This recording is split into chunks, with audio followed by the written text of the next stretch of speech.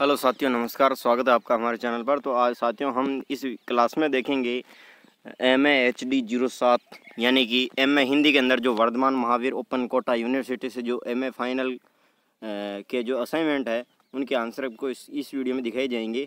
तो section MA आपको question दे रखे हैं, उनके आंसर मैं बता रहा हूँ। अति लघुरात्रों वाले प्रश्न, भाषा की परिभाषा दीजिए। तो भाषा की परिभाषा क्या होती है दोस्तों, इसका उत्तर लिखना आपको।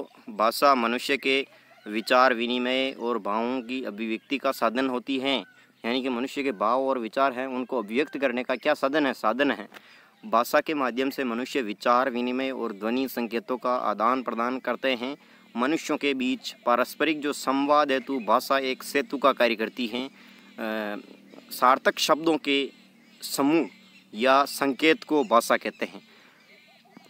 क्वेश्चन नंबर 2, भारोपीय परिवार का आशय स्पष्ट कीजिए। भारोपीय यानी भारत और यूरोपीय भाषा परिवार, यह समूह भाषाओं का सबसे बड़ा परिवार है और सबसे महत्वपूर्ण भी है, क्योंकि अंग्रेजी, रूसी, प्राचीन फारसी, हिंदी, पंजाबी, जर्मन, नेपाली, ये तमाम भाषाएं इसी समूह से संबंध रखती हैं। इसे भारोपीय भाषा परिवार कहते हैं।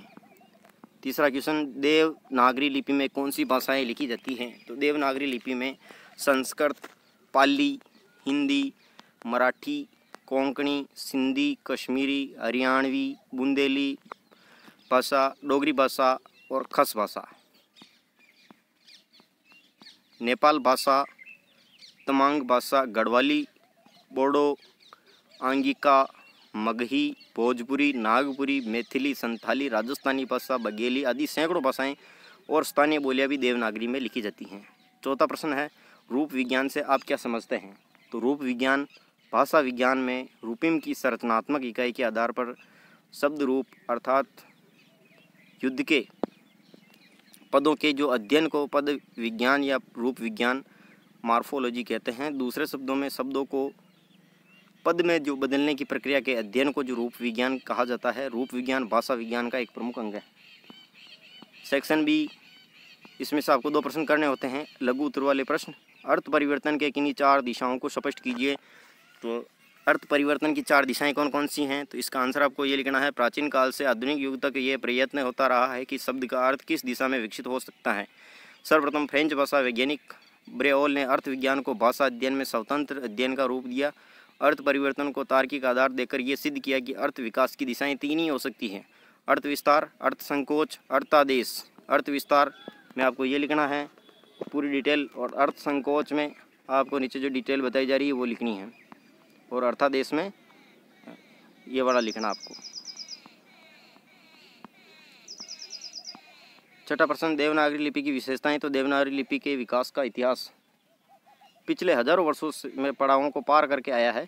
इस दौरान भारत की भूमि पर कई विदेशी भाषाभाषी आए जिनका यथेष्ट प्रभाव देवनागरी पर पड़ा। तो ये बहुत सारा लंबा क्वेश्चन है, इसको मैं आपको वैसे ही आप इसको देखकर लिख सकते हैं और अपने असाइनमेंट कंप्लीट कर सकते हैं।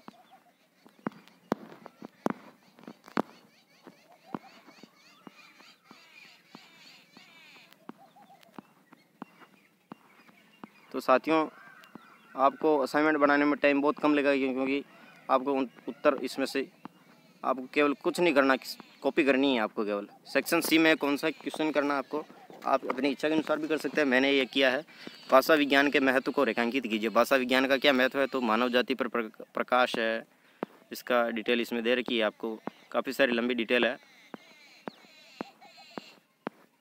विश्व बंधुत्व में उपयोगी, सामाजिक शास्त्रों की सामग्री का मूल स्रोत,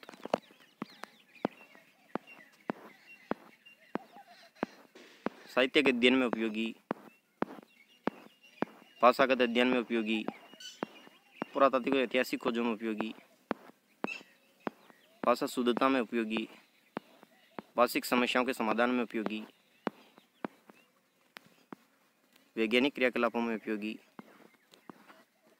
वाक चिकित्सा में उपयोगी, बौद्धिक संतुष्टि और मनोरंजन के लिए उपयोगी। तो साथियों, इसी तरह के नए वीडियो देखने के लिए चैनल को जरूर सब्सक्राइब करें और वीडियो को लाइक करें, शेयर करें। धन्यवाद। जय हिंद, जय भारत। मिलते हैं नेक्स्ट क्लास में।